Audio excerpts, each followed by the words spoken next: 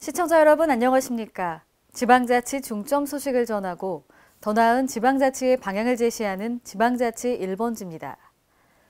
앞으로 신축하는 500세대 이상 공동주택에는 전기차 충전 콘센트 설치가 의무화되는데요. 이로 인해 전기차 충전 여건이 크게 개선될 것으로 보입니다. 보도에 유희광 기자입니다.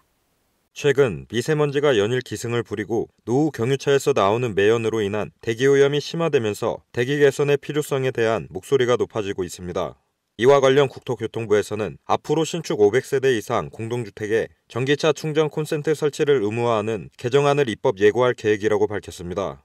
관계부 합동으로 해서 미세먼지 관리 특별대책을 발표한 게 있었어요. 그 과제 그 특별대책 중에 하나가 이제 전기차 보급 활성화를 위해서 보급이 활성화되려면 이제 충전 여건이 개선이 돼야 되잖아요. 충전기가 부족하니까 세부 과제 중에 하나가 이제 그 주택 단지 내에 주차장에 이제 전기차 충전할 수 있는 콘센트를 설치하는 거를 과제가 포함이 됐었어요. 그 후속 조치로 이제 법령을 개정하는 거거든요. 전기차 충전 콘센트 설치 확대를 통해 전기차 충전에 어려움이 없도록 함은 물론 전기차 수요를 늘려나가는데 일조하겠다는 방침입니다. 이에 신축되는 500세대 이상 주택단지에는 주차장에 설치된 50분의 1에 해당하는 개수 이상의 콘센트를 설치하도록 할 계획입니다. 콘센트 개수를 일정 수 이상 확보하게 되면 일반 220V 콘센트에 꽂아 전기차를 충전할 수 있는 이동형 충전기의 이용을 늘릴 수 있어 전기차 충전 여건이 크게 개선될 것으로 보고 있습니다. KLN 유희광입니다. 농업 위주의 전북 완주군에 대규모 산업단지 등이 들어서면서 산업도시로 급속히 변해가고 있습니다. 특히 완주군의 경우 테크노밸리 2단계 조성 사업과 완주 삼봉 웰링시티 조성 사업이 추진되고 있어 인구 10만 돌파는 초입기 상태입니다. 완주군은 이어 산업단지 2단계와 농공단지 조성 등을 추진해 이들이 완공되면 산업단지 전체 규모가 321만 평 규모로 늘어나게 됩니다. 완주군 테크노밸리 2단계는 2016년도부터 본격적으로 시작하여 현재 보상률이 70% 이상 협의 완료되었으며 앞으로 2017년 7월까지 설계 완료 후 10월경 공사 착수 예정이며 산업용지 등 분양 계획은 2018년 초 분양 공고할 계획입니다.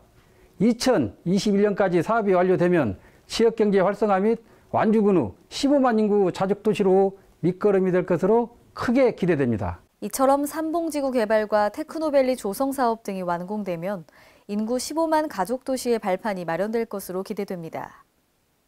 국내 유수의 오페라단인 호남 오페라단이 공연 무산 위기 등 재정적인 어려움을 겪고 있는데요. 최진호 전북도의원은 지난 11일 임시회에서 관립 오페라단으로 전환을 촉구했습니다. 보도에 한결 기자입니다.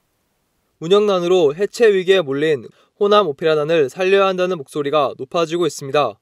지난 2월 8일 전국 112개 오페라 관련 단체가 전라북도 도립 전환 건의문을 발표한 데 이어 최진호 전북도의원이 11일 제343회 임시회에서 전북도가 형평성을 이유로 관립 오페라단 전환에 난색을 표하는 것을 강하게 비판했습니다. 이런 민간예술단의 형평성의 굴레를 세워서 공공지원 틀 안으로 편입시키기를 주저한다면 그것이야말로 전형적인 기계적 형평성이라는 비판을 면키 어려울 것입니다. 호남 오페라단은 올해 도 지원금이 끊기고 기업 협찬이 줄어들면서 재정적인 어려움을 겪고 있습니다. 호남 오페라단은 1986년 국내에서 세 번째로 창단된 유서 있는 민간 오페라단으로 한국적인 소재의 오페라를 창작하는 등 한국 음악의 창조적 계승을 위해 노력해왔으며 문화체육부 장관 표창을 받는 등 국내 유수의 오페라단으로 자리매김해 왔습니다. KLN 한결입니다. 전라북도는 지난 11일 도내 MG 새마을금고에 3천만 원 상당의 전북 투어 패스를 전달했습니다. 이번 대규모 전달은 대한전문건설협회 전북도회와 도내 개임업체, 상공회의소에 이은 네 번째입니다.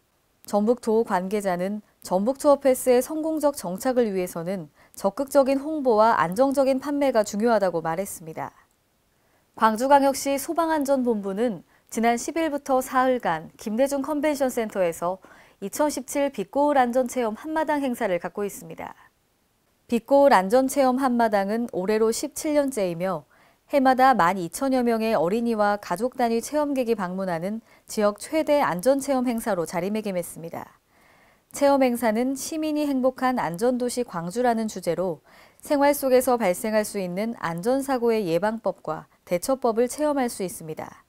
주요 체험 내용은 생활안전체험과 흥미전시체험, 인권체험 등입니다. 행정자치부 국가기록원 소속 대통령기록관은 지난 9일까지 제18대 대통령기록물 총 1,106만 건을 이관받았다고 밝혔습니다. 이번에 이관된 기록물은 대통령의 직무수행과 관련해 자문기관 등이 접수한 기록물과 국무총리 비서실의 대통령 권한대행 기록물인데요. 이관된 대통령 기록물은 검수 작업을 거쳐 기록관리 전문 서고에서 보존하게 됩니다. 보건복지부와 저출산 고령화위원회는 오늘부터 지상파TV 방송을 통해 아빠 육아 응원 캠페인을 전개합니다. 이번 캠페인은 부부의 동등한 가사, 육아 분담 문화 확산을 위해 기획됐으며 저출산 극복을 위한 새로운 가족 문화 만들기, 가나다 캠페인의 일환입니다.